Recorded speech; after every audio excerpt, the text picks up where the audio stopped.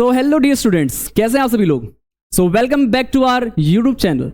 जैसा कि हमने प्रीवियस सेक्शन में अपने एक्सरसाइज 1.1 और 1.2 को कवर अप किया था और कोऑर्डिनेट्स को लोकेट करने का ट्राई किया था कि किस तरीके से कोऑर्डिनेट्स को लोकेट करते हैं एक्स एक्सिस पर, वाई एक्सिस पर और 2D पूरे प्लेन पर, किस तरीके से हम मिरर इमेज को चेक करते हैं। अगर किसी को इसमें कोई डाउट हो, कोई कंफ्यूजन क्रिएट हो रही हो, सो कमेंट सेक्शन में अपना डाउट क्रिएट कर सकते हैं। क्या पता हम आपको फटाफट उस चीज का आंसर देने की प्रॉपर कोशिश करेंगे। ठीक है। सो बेसिकली आज जो हमारे लेक्चर का पार्ट है वो हमारा लेक्चर है डिस्टेंस फॉर्मूला के ऊपर बेस्ड है। ये डिस्टेंस फॉर्मूला पहले आपके 9th क्लास में नहीं था, अब ये 9th क्लास में इंक्लूड हो चुका है, तो कहीं ना कहीं पर लेवल अप तो हो चुका है। जैसे कि मैंने आपको स्टार्टिंग वीडियोस में भी बताया था कि आप जो भी कंटेंट थोड़ा बहुत पढ़ रहे हो वो कहीं ना कहीं से रिलेटेबल है 10th क्लास से। सो बी अवेयर फॉर दैट कि आपको इसको लिटिल बिट हल्का सा फोकस होके पढ़ना पड़ेगा। ठीक है।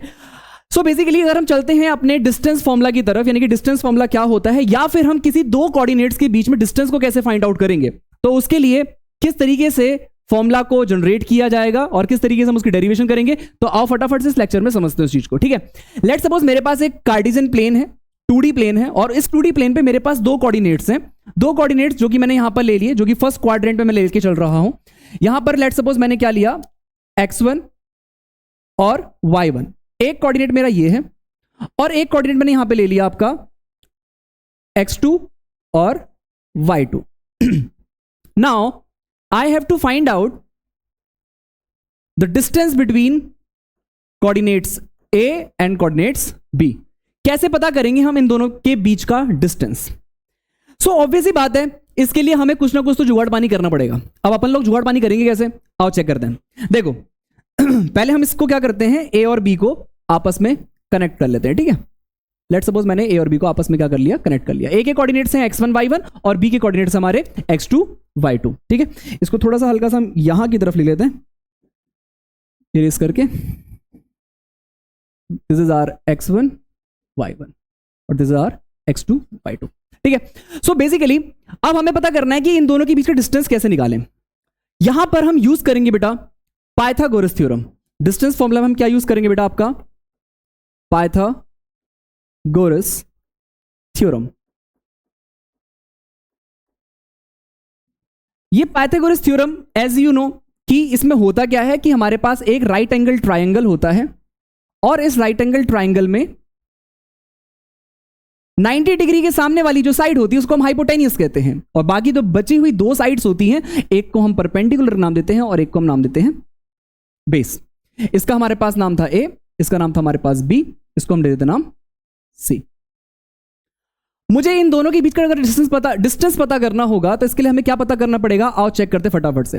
देखो इसको हम इस तरीके से समझते हैं। देखिए यहां पर इस पॉइंट पर आपके पास जो वैल्यू है वो x1 है और यहां पर क्या है, y1 भी है। अब x1 की अगर हम बात करते हैं तो हमारी x की वैल्यू कब आती है, हमारी x की वैल्यू तब आती है जब हम y से परपेंडिकुलर डायरेक्शन में आगे की तरफ बढ़ते हैं, और हमारे पास y की वैल्यू कब आती है, जब हम परपेंडिकुलर डायरेक्शन में यानी कि x से परपेंडिकुलर डायरेक्शन में ऊपर की तरफ जाते हैं। करेक्ट है। ओके। अच्छा, तो अगर मैं बात करता हूं यहां पर कनेक्ट करने की, इसको कुछ इस तरीके से यहां पे और कुछ इस तरीके से ऐसे, तो अगर चेक करें ये मेरे पास x1 है, ये मेरे पास x2 है, ये मेरे पास y1 है और ये मेरे पास y2 है। अगर ये मेरे पास y है और ये मेरे पास x है तो बेटा ये वाली वैल्यू क्या होगी, ये वाली वैल्यू क्या होगी, अगर हम y एक्सिस के अलॉन्ग चेक करेंगे तो ये बेटा हमारा हो जाएगा क्या, y2 माइनस y1। क्या हो जाएगा, y2 माइनस y1। यानी कि मुझे एक वैल्यू मेरे पास y1 की यहां पर है, एक वैल्यू मेरे पास y2 की यहां पर है। तो ऑब्वियस ही बात है, तो हम क्या करेंगे, y2 माइनस y1। अगर मुझे इन दोनों के बीच का डिस्टेंस पता करना है, y के बीच का डिस्टेंस पता करना है, लेट्स सपोज यहां पे 5 होता और यहां पर 10 होता, तो 10 माइनस 5 कितना हो जाता, 5 आ जाता। सिंपल सी कहानी। अब मैं अलोंग x एक्सिस की बात करता हूं, ये x2 है और इस पॉइंट पे मुझे क्या मिलेगा, x1 मिलेगा। x एक्सिस के अलोंग x वाली वैल्यू मिलेंगी, y एक्सिस के अलोंग y वाली वैल्यू मिलेंगी। फिर से बताता हूं आपको, अगेन रिपीट कर लेते हैं इस चीज को, क्या, x एक्सिस के अलोंग x की वैल्यू और y एक्सिस के अलोंग y की वैल्यू। सो y एक्सिस के अलोंग हमें मिल गया क्या, y2 माइनस y1, यानी कि हमारे पास AC की जो वैल्यू आई है वो y2 माइनस y1 है। अब मुझे BC की वैल्यू पता करनी है, तो BC की वैल्यू पता करने के लिए हम क्या करेंगे भाई, ऑब्वियस सी बात है, ये वाली वैल्यू जो मुझे यहां पे मिल रही है वो x2 है, और यहां पर जो मुझे वैल्यू मिल रही है वो क्या है, x1 है।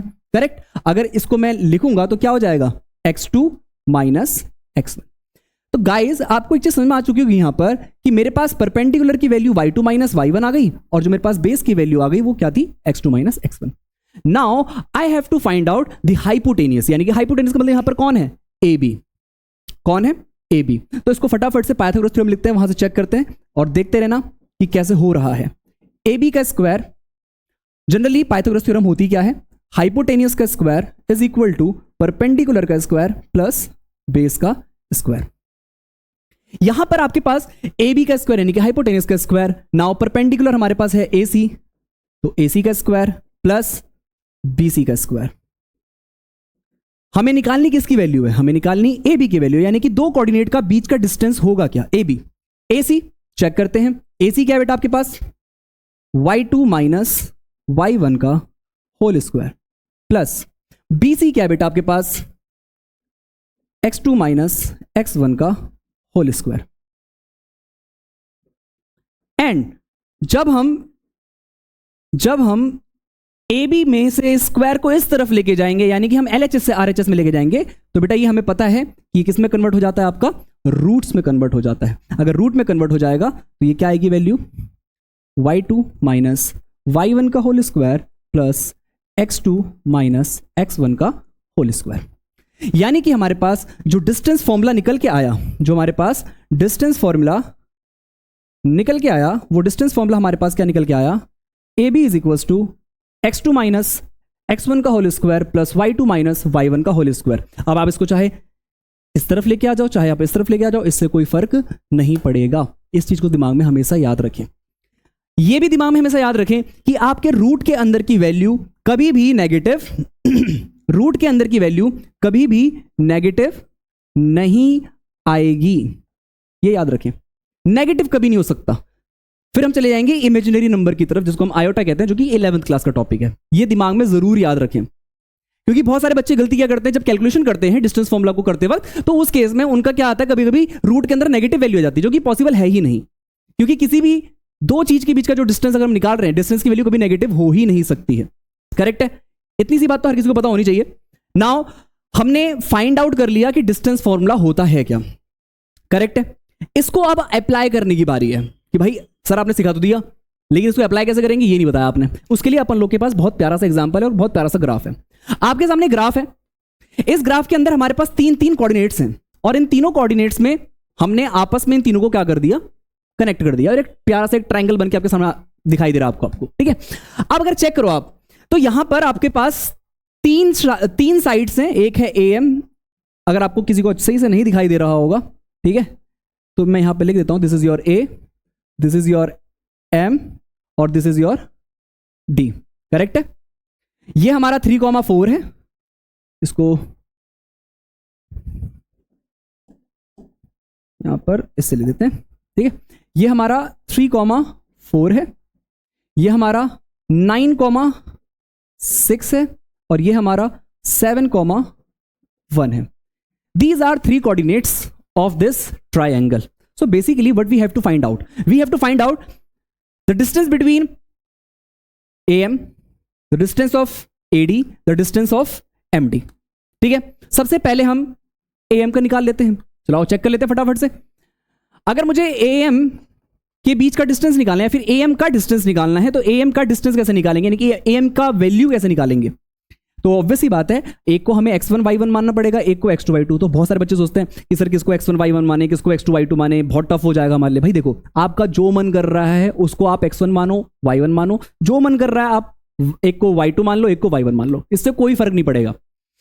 बस ये दिमाग में याद रखना कि जब आप कैलकुलेशन करोगे वहां पर आपका कैलकुलेशन सही आना चाहिए। आओ चेक करते हैं फटाफट से। हमारे पास यहां पर 9,6 है, ये 3,4 है। आपका मन कर रहा है कि भाई ये x1 मान ले, और ये y1 मान लेते हैं, और ये x2 मान लेते हैं, और ये y2 मान लेते हैं, है ना। अगर किसी का इसमें जी नहीं लग रहा कि भैया नहीं इसको नहीं मानेंगे हम, तो इसको इरेज कर दो वापस से। लो भाई इरेज कर देते हैं। ठीक है,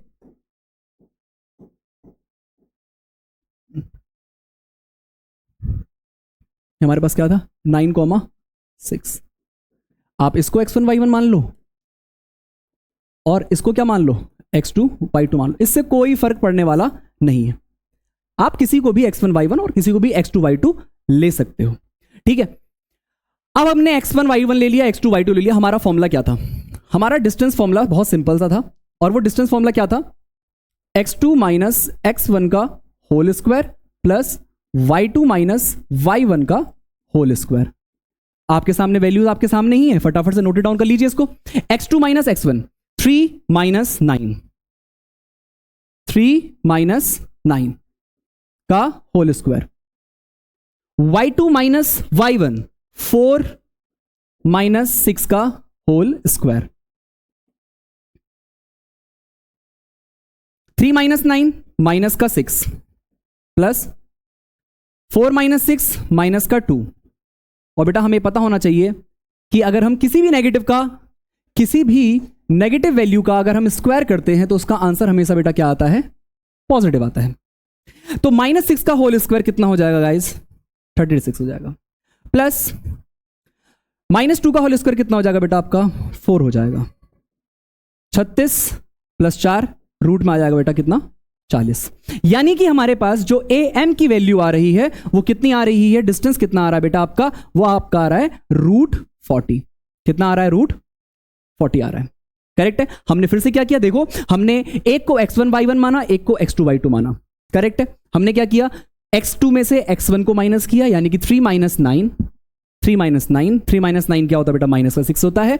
4 माइनस 6 यानी कि माइनस का 2 का होल स्क्वायर, माइनस का 2 का होल स्क्वायर ऑब्वियसली बात है 4 आएगा, माइनस का 6 का होल स्क्वायर कितना आएगा बेटा आपका?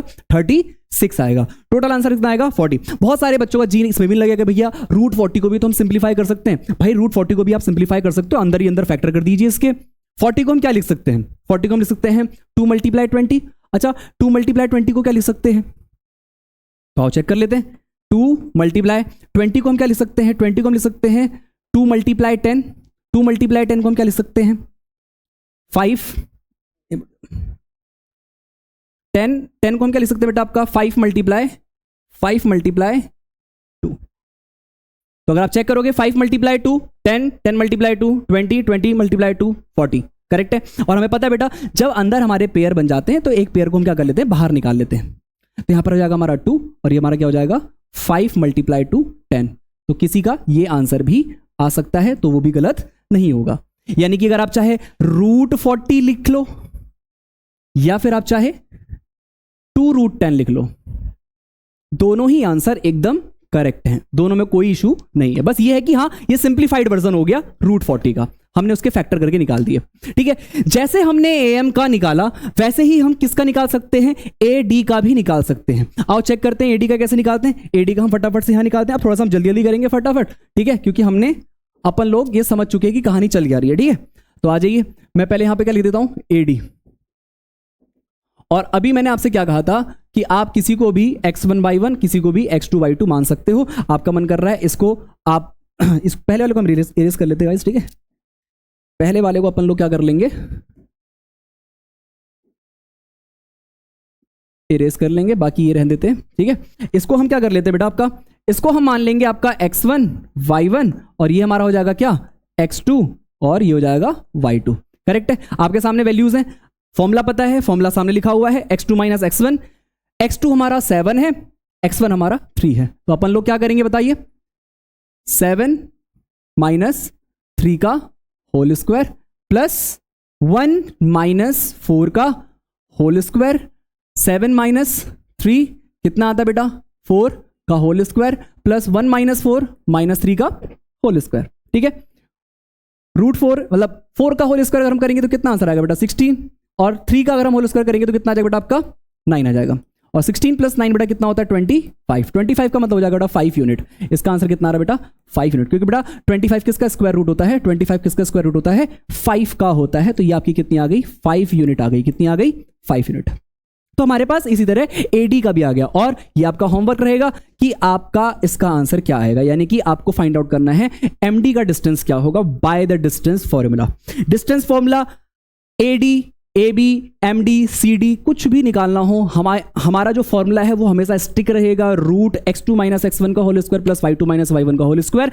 इससे आपको दिमाग में कोई भी दुविधा क्रिएट नहीं करनी है कि भाई साहब किसको x1 माने किसको y2 माने, किसी से कोई फर्क नहीं पड़ने वाला। बस दिमाग में ये याद रखे कि जिसको मान रहे हो उसके अकॉर्डिंग ही चलना स्टार्ट कर देना, क्योंकि आपका रूट के अंदर का आंसर हमेशा क्या आने वाला है, पॉजिटिव ही आएगा, नेगेटिव कभी नहीं आएगा। फटाफट ऐसी बातें करते हुए हम आगे की तरफ बढ़ जाते हैं।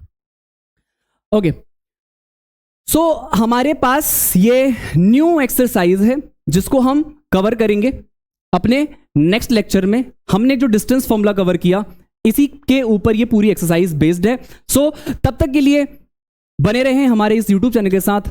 मिलते हैं, गुड बाय।